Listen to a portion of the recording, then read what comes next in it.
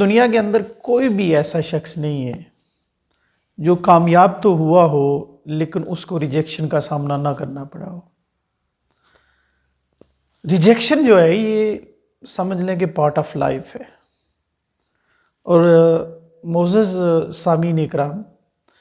بعض اوقات جو ہماری ریجیکشنز ہوتی ہیں وہ ہمارے لیے بہتر ثابت ہوتی ہیں، کیونکہ جب ہم ریجیکٹ ہوتے ہیں یا ہمارا کام ریجیکٹ ہوتا ہے، ہر دو کنڈیشنز کے اندر ہم اپنے کام کو بہتر کرنے کی کوشش کرتے ہیں، یا ہم سے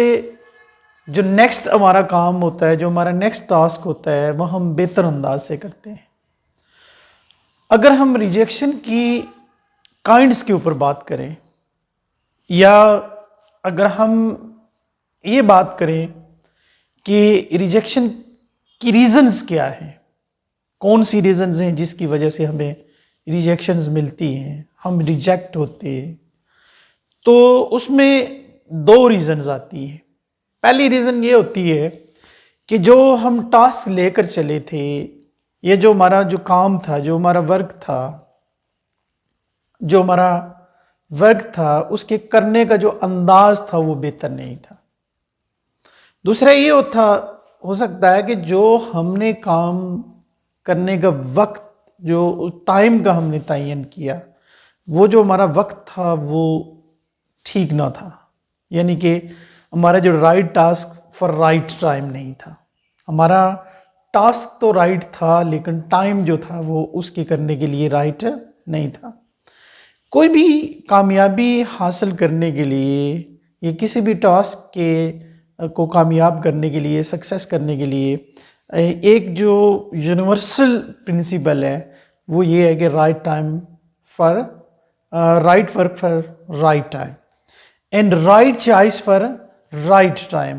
یہ بھی ہوتا ہے کہ ہم اپنی جو چوائس ہے اس کو بر وقت ہم اس کا انتخاب کریں۔ وقت گزر جانے کے بعد اگر ہم کسی چوائس کا انتخاب کریں گے تو پھر ہم کامیاب نہیں ہوں گے۔ معزز سامعین اکرام، جب ہمیں ریجیکشن ملتی ہے، یا جب ہم ریجیکٹ کر دیے جاتے ہیں، یا جب ہم ریجیکٹ ہو جاتے ہیں، تو اس وقت ہمارے پاس دو طرح کی چوائسز ہمارے سامنے آتی ہیں۔ پہلی چوائس یہ آتی ہے جو اکثر لوگ کرتے ہیں، دنیا کے اکثر لوگ یہ کرتے ہیں، یا اگر ہم یہ کہیں کہ ہمارے ملک کے اکثر نوجوان یہ کرتے ہیں، تو معزز سامعین اکرام اس میں کیا ہوتا ہے کہ پہلی چوائس یہ ہوتی ہے کہ بھائی ہم اپنے جو ریجیکشن کی وجہ سے، یا ہم ریجیکٹ ہو جانے کی وجہ سے ہم تنہائی پسند ہو جائے، ہم اپنے مقدر کو، اپنی قسمت کو کوستے ہوئے ہم گوشہ نشین ہو جائیں، اور ہم ساری زندگی، جو ہماری بقیہ زندگی ہے، جو رہتی زندگی ہے، اس کو ایک ناکام شخص کی طرح گزاریں۔ دوسری چوائس ہمارے لیے یہ ہوتی ہے کہ اگر ہم سکسیسفل لوگوں کی عادات کو اپلائی کرتے ہوئے، ان پہ عمل درآمد کرتے ہوئے، ہم اگر پھر سے سٹرگل کریں، ہم پھر سے اپنے سارے جو ہمارا کام ہے، جو ہمارا مشن ہے، جو ہمارا ٹاسک ہے، اس کو ہم پھر سے کیپ کریں، اس کو پھر سے ری ٹاسک کریں، اس کو پھر سے ہم اگر ری پلان کریں، تو ہم ایک کامیاب ترین شخص بن سکتے ہیں۔ اور اگر ہم اس ریجیکشن کو کامیابی کی پہلی سیڑھی تصور کریں۔ اب ان دا کنڈیشن آف ریجیکشن، جب ہم ناکام ہو جاتے ہیں، جب ہم ریجیکٹ ہو جاتے ہیں، تو ہمیں کون سے جو اصول ہیں ان کو اپنانا چاہیے، ہمیں کون سے پرنسپلز پہ عمل درآمد کرنا چاہیے۔ اس میں سب سے پہلے ہمیں یہ یاد رکھنا چاہیے، at the time of rejection ہمارے ذہن میں یہ بات ہونی چاہیے کہ rejection is the part of our life, کہ جو ریجیکشن ہے وہ ہماری زندگی کا حصہ ہے، یعنی کہ یہ کبھی بھی نہیں ہوگا کہ ہمیں ریجیکشن نہیں ملے گی۔ ایون دو ہم اگر بہت کامیاب ترین شخص بن جاتے ہیں، تب بھی ہماری زندگی کے اندر ریجیکشنز آتی ہیں، تو جو بندہ یہ فلسفہ پڑھ سمجھ گیا، جو یہ فلاسفی آف لائف جس نے سمجھ لی کہ rejection is the part of life,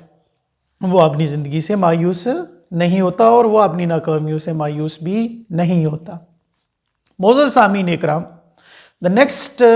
principal is that کہ ہمیں کھوج لگانی چاہیے۔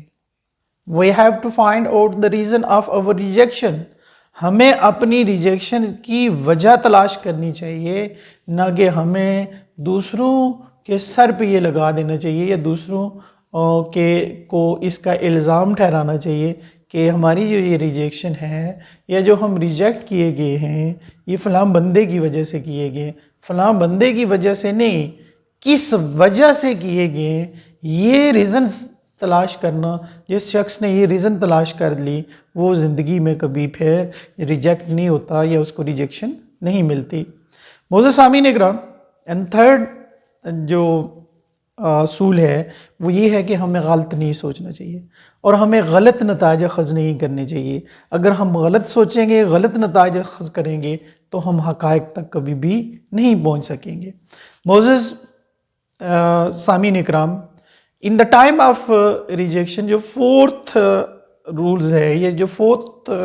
پرنسپل ہے، اس میں یہ ہے کہ جب ہم ریجیکٹ ہو گئے، جب ہمیں ریجیکشن مل گئی ہے اور ہم بہت مشکل حالت کے اندر چلے گئے، ہمارے حالات تھوڑے سے تنگ ہو گئے، تو اس وقت ہمیں فیملی سے یا دوستوں سے مدد لینی چاہیے اور ایسے دوستوں سے مشورہ لینا چاہیے، ایسے ماہرین سے مشورہ لینا چاہیے جو ہمارے ویل وشر ہیں۔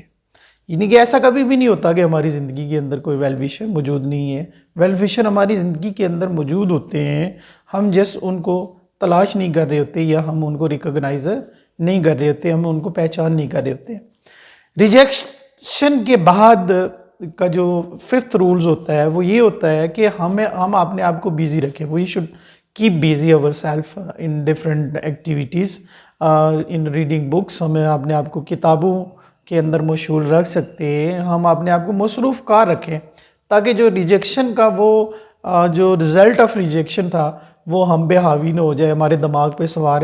نہ ہو جائے۔ اگر ہم بیزی نہیں رہیں گے تو ہمارا جو دماغ ہوگا وہ اسی بات پہ اٹکا رہے گا کہ یار ہم ریجیکٹ کر دیے گئے ہیں یا ہمیں ریجیکشن ملی ہے اور ہمیں کیوں ریجیکشن ملی ہے، اس پہ ہم سوچتے رہتے ہیں۔ معزز سامعین اکرام، ہمیں خود کو ایڈجسٹ کرنا چاہیے۔ جو بندہ کسی سچویشن کے اندر خود کو ایڈجسٹ کرنے کا فن رکھتا ہے، یہ بنیادی طور پر ایک فن ہے کہ خود کو کسی صورتحال کے اندر ایڈجسٹ کر لینا اور کسی خود کو بہروپیہ بنا لینا۔ تو جس بندے نے خود کو ایڈجسٹ کر لیا وہ کبھی ناکام نہیں ہوتا اور وہ نیکسٹ اس کو ریجیکشن نہیں ملتی، چونکہ وہ ریجیکشن کی صورتحال کے اندر اپنے آپ کو ایڈجسٹ کر لیتا ہے اور وہ اس چیز کے اندر رہنا سیکھ لیتا ہے۔ اور اس خود کو حالات کے ساتھ ایڈجسٹ کرنے کا جو فن ہے، یہ بڑے جو کامیاب لوگوں ہیں، لوگ جتنے بھی گزرے ہیں، ان کے اندر یہ فن پایا گیا ہے۔ معزز ناظرین اکرام، the final and very golden principle is that we have to try again، کہ ہمیں دوبارہ سے کوشش کرنی چاہیے۔ زندگی میں کوئی بھی چیز ایسی نہیں ہوتی کہ جو ہمیں نہ مل سکتی ہو، اور میں یہ کہتا ہوں کہ nothing impossible in our life۔ ہماری زندگی کے اندر کچھ ناممکن نہیں ہوتا۔ ممکنات تک پہنچنے کے لیے we have to try again